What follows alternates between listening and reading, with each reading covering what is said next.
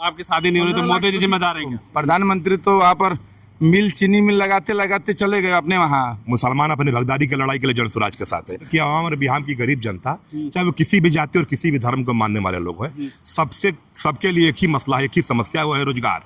युवा नौजवान सबकी मतलब मांग। नमस्कार, आप देखें लाइव टीवी इंडिया में आपके साथ जुनैद अंसारी और हमें बिहार में घूम रहे हैं और बिहार में जानने की कोशिश कर रहे हैं कि इस बार जनता के वो बड़े मुद्दे क्या होंगे जिस पर जनता चुनाव करेगी। सरकार की तरफ से लगातार घोषणाएं की जा रही हैं। 5,000 मजदूरों के दिए गए कपड़े बनाने के लिए, 10,000 महिलाओं को दिया गया रोजगार के लिए, उधर बेरोजगारों के लिए भी 1,000 रुपये दिया जा रहा है। नौकरी की बात की जा रही है, तो इस पर क्या असर होगा? या दूसरी तरफ जो शिक्षा और रोजगार की बात कर रहे हैं, कहा जा रहा है जैसे प्रशांत किशोर एक आए हैं, वो कह रहे हैं कि साफ तौर पे बिहार की जनता के सबसे बड़ा मुद्दा शिक्षा और रोजगार है।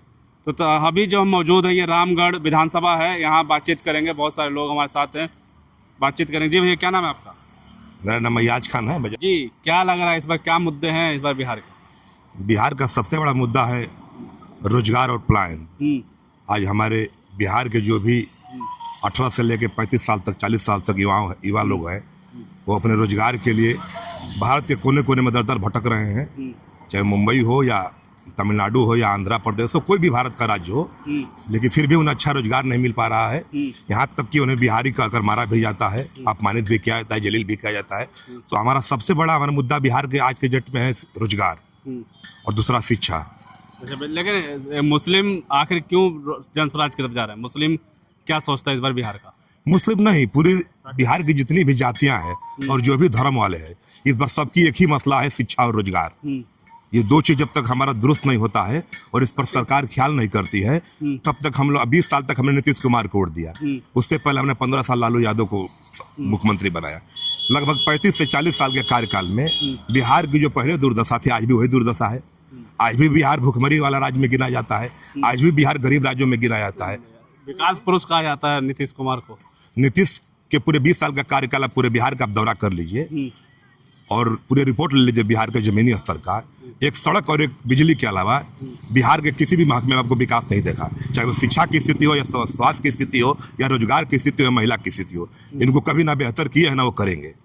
वो बस सड़क और बिजली, ये दो पर लगातार वो 20 साल राज किए हैं। उद्योग की बात तो अब कर रहे हैं ना, महिलाओं को 10,000 रुपये दे रहे हैं रोजगार करने के लिए। यही तो हमारा डर है। ये हमारी मांगों में हमारा पार्टी का घोषणा आप देख लीजिएगा। 1 साल पहले 2 अक्टूबर 2024 को हमारी पार्टी बनी, तो हमारी पार्टी का एक सबसे बड़ा उसमें अहम रोल है महिलाओं के लिए 5 लाख का ऋण का व्यवस्था मात्र 5% सालाना ब्याज की दर पर है।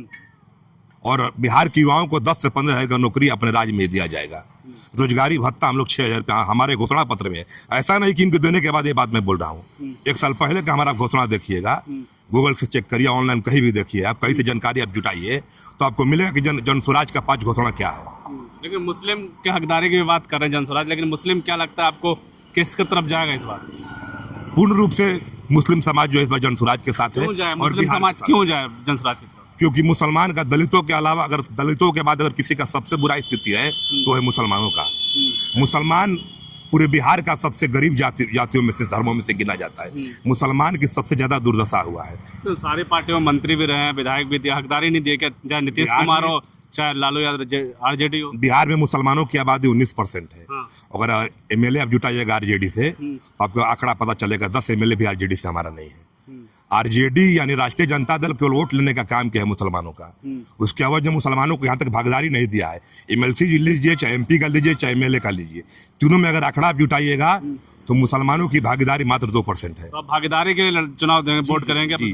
मुसलमान अपनी भागीदारी की लड़ाई के लिए जन स्वराज के साथ है। जन स्वराज को हराने के लिए नहीं करेंगे। नहीं, भाजपा से क्या मतलब है हमें अपने शिक्षा रोजगार को दुरुस्त करना है। जो भी हमारे लिए करेगा उसके साथ हम खड़े हैं।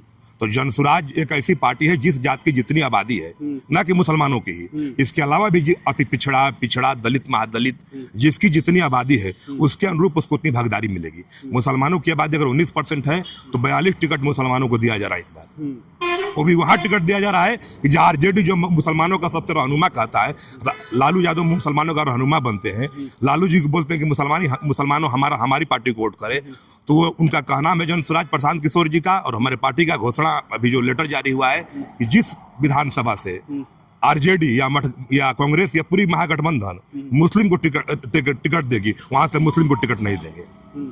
ताकि आप ये ना कहें कि नहीं तो जन स्वराज मुसलमानों को वोट काटने के लिए आया है। हम दूसरे सीट पर वोट कटवा तो कहा जा रहा है कि वोट काटने आए हैं। अब कैसे कहा जाएगा? जिस टिकट पर आरजेडी मुस्लिम को टिकट देगी, जन स्वराज हम मुस्लिम को उम्मीदवार ही नहीं बनाएगा।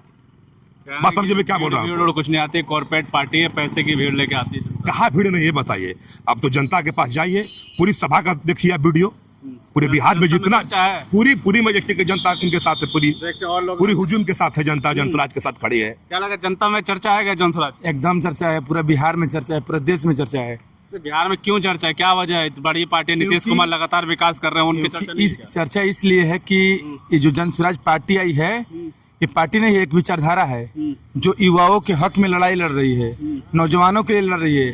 अभी बीपीएससी का एग्जाम जो हुआ था, उसके लिए किसी पार्टी किसी दल के लोग नहीं आए। जब इस पार्टी के सूत्रधार जो प्रशांत जी हैं, उन्होंने आया, लाठी खाया, डंडा खाया, गांधी मैदान में लगातार 10 दिनों तक बिना अमरण अनशन पर रहे। उसके बाद अपने मांगों को लगातार जारी किए। इसलिए युवा नौजवान सबकी मतलब मांग जनसुराज ही है।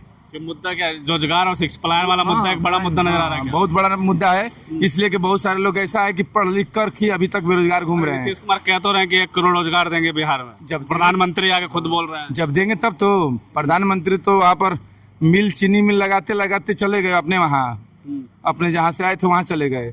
बस उनके यहाँ बस एक जुमला है जिसपे वो राजनीति कर रहे हैं, बाकी उनके सिवा बेरोजगारों के लिए कुछ भी नहीं है। और ये आगे कहते हैं, गृह मंत्री आते हैं कहते हैं घुसपैठ ही हो रही है बिहार में, उसको हटा देंगे। अब क्या, बहुत चीज तो अभी तक 15 सालों से लगातार है, अभी तक तो हटाए नहीं, अब कब हटाएंगे? अब पूरा बिहार की जनता जाग चुकी है। अब नया बिहार बनाने के लिए नई पार्टी और नए दल के साथ सभी नौजवान साथी जो भी हैं, यहाँ से हैं, सब लोग एकजुट होकर अपनी लड़ाई को लड़ेंगे। जो विकास पुरुष जो लगातार योजनाएं दे रहे हैं नीतीश कुमार, चुनाव से करीब 10,000 रुपये महिलाओं को भी दे दिया, तो खुश नहीं है क्या महिला? जय नहीं कर रही? सब सही है। हाँ। लेकिन उसके अलावा आगे सिर्फ 10,000 से नहीं ना हो जाएगा। 10,000 हम आपको दे देंगे तो आप कितना दिन में और भी देंगे ना, अगले महीने फिर 10,000 रुपये देंगे, फिर देंगे। क्या मतलब, क्या गारंटी है कि अगले बार देंगे? 15 लाख के लिए हमारा शादी नहीं हुआ, बताइए। 15 लाख मिला होता तो शादी नहीं हुई है? अरे हम बिजनेस करते, रोजगार करते, शादी अच्छा है घर में आता। आप क्या करें? आपकी शादी नहीं हो रही तो मोदी जी जिम्मेदार हैं क्या? अरे मोदी जी हैं, हाँ। उस सरकार में जितने भी लोग हैं सब जिम्मेदार हैं। अब बताइए, हम लोग रोजगार नहीं करेंगे, बिजनेस व्यवसाय नहीं करेंगे, नौकरी नहीं लगेगी तो हम लोग शादी कौन करेगा? अब क्या लग रहा है, बिहार क्या सोचता है? बिहार अब सोचता है बदलाव। बिहार बदलाव सोच रहा है और नया बिहार सोच रहा है, और कैसे नौजवानों को रोजगार मिले, कहाँ उन लोगों को शिफ्ट किया जाए। और ये जो पार्टी है जनसुराज, जो प्रशांत के रूप में जनसुराज, हाँ बदलाव के रूप में, बस एक ही ऑप्शन है जनसुराज। तेजस्वी यादव ने कितनी नौकरियां दी बिहार में? दिया, जब उन्होंने दिया उस सबको पता है क्या क्या दिया, किसके साथ रहकर दिया। अब हम लोगों को कुछ नहीं चाहिए, बस बिहार में बदलाव हो, बस वही हम लोग चाहते हैं। अच्छा रोजगार हो, शिक्षा हो, स्वास्थ्य हमारा अच्छा हो, पढ़ाई अच्छे बच्चों का हो, सभी लोग एक समान। हाँ, वोट करें बिहार। बिल्कुल, क्या लगता है बिहार बदलाव देख रहा है क्या इस बार? बिहार बदलाव चाहिए ना। क्या ऑप्शन है बदलाव? थोड़ा आगे ला सके। अरे बिहार बदलेगी तभी न मानधनी की बात थी, नौकरी सोकरी लड़का का मिलेगा। क्या चुनाव आ रहे हैं तो किसको ऑप्शन देख रहे हैं? नीतीश कुमार वापसी करेंगे या कोई और है? अरे यहाँ तो बहुत सारी अथी है। आप किसका सोच रहे हैं? हम जनसुराज को देने के लिए सोच रहे हैं। जनसुराज क्यों? हैं? क्यों, वजह क्या है जनसुराज? अरे वजह तो बड़ी है। जी बिल्कुल बदलाव होकर रहेगा। बिहार की आवाम और बिहार की गरीब जनता, चाहे वो किसी भी जाति और किसी भी धर्म को मानने वाले लोग हैं, सबके लिए एक ही मसला है, एक ही समस्या है, वो है रोजगार।